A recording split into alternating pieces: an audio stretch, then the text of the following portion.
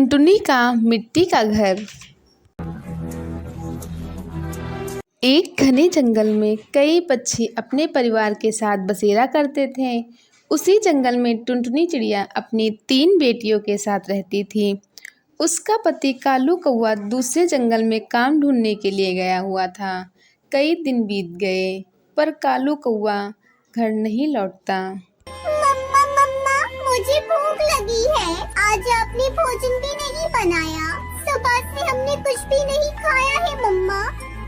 कहाँ से बनाती भोजन? तेरे पापा जो अनाज रख कर गए थे वो सारे खत्म हो गया। उन्होंने कहा था जल्द लौट आऊंगा, पर अभी तक नहीं आए। मैं कब से उनकी राह देख रही हूँ। कुछ देर और रुक जाओ मेरे बच्चों।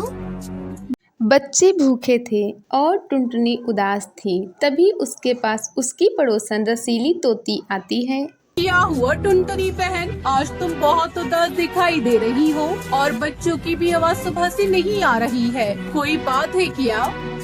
मेरे बच्चे कल रात से भूखे हैं। घर में अनाज का एक दाना नहीं। मैं भोजन कैसे बनाऊं? मेरे बच्चे भूख से तड़प रहे हैं। अभी तक इसके पापा भी घर नहीं लौटे। जल्दी आने को बोल कर गए थे, पर अभी तक उनकी कोई खबर नहीं। अरे टुनटुनी, तू मेरे साथ चल। मैं भुल्लाबाज से कहकर तुझे अनाज दिलवा देती हूँ। जब कालू घर आ जाए तो भुल्ला को पैसे दे देना।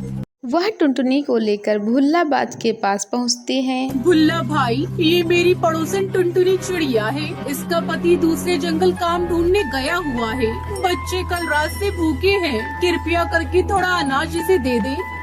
ठीक है रसीली बहन, मैं तुम्हारे कहने से इस चिड़िया को अनाज दे देता हूँ, पर मेरे पैसे अगर समय से नहीं मिले तो तुम जानती हो।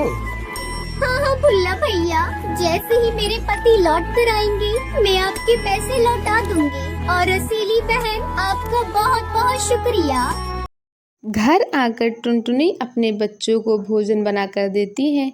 बच्चे खुशी खुशी भोजन करके सो जाते हैं। समय गुजरने लगता है। एक दिन भल्लाबाज अपने बदमाश कौवे के साथ टुनटुनी के घर आता है। अरे टुनटुनी, तू मेरे अनाज खाकर आराम से घर पर पड़ी है। चल निकाल अनाज के पैसे। अब तुझे 2 गुना पैसे देने पड़ेंगे। भुल्ला भाई, कुछ दिनों की और मोहलत दे दीजिए। मेरे पति अभी तक नहीं लौटे। आप थोड़ा तरस खाएं मुझ पर। मैं बेसहारा चिड़िया जैसे तैसे करके अपने बच्चों को पाल रही हूँ।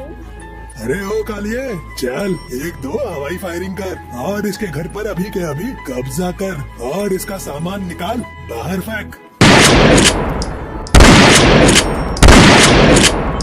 टुनटुनी की तीनों बेटियां खेल रही थी। उसे देखकर कालिया कौवा कहता है, मालिक, मुझे तो ऐसा लगता है ये चिड़िया झूठ बोल रही है। इसका पति कहीं नहीं गया। ये सब आपके पैसे न चुकाने के बहाने हैं। मैं तो कहता हूँ इसके घर को छोड़कर इसकी तीनों बेटियों को साथ लेकर चलते हैं। इन्हें बेचकर हमें बहुत पैसे मिलेंगे। अरे पहली बार तूने ढंग की बात कही है। कालिया और भुल्लाबाज टुनटुनी के बच्चों को लेकर जाने लगते हैं।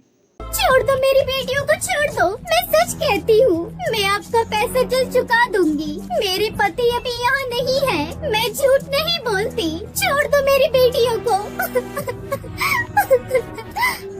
भुल्लाबाज टुनटुनी की एक नहीं सुनता। वह उसकी तीनों बेटियों को ले जाकर एक पिंजरे में डाल देता है। टुनटुनी अपनी किस्मत पर आंसू बहा रही थी। हे भगवान, जल्दी से मेरे पति को भेज दो, वरना मेरी बेटियों के साथ अनर्थ हो जाएगा। शाम होते होते कालू कौवा घर आ जाता है। टुनटुनी की सारी बातें सुनकर वह भुल्लाबाज के पास जाता है। ये ले अपने पैसे और छोड़ दे मेरी बच्चियों को। भुल्ला, मेरा नाम है भुल्ला, रखता हूँ खुल्ला। ला मेरे पैसे। टुनटुनी, चलो अब हम यहाँ नहीं रहेंगे। यहाँ भुल्लाबाज की नजर मेरी बेटियों पर पड़ चुकी है। वो कभी भी इन्हें नुकसान पहुँचा सकता है।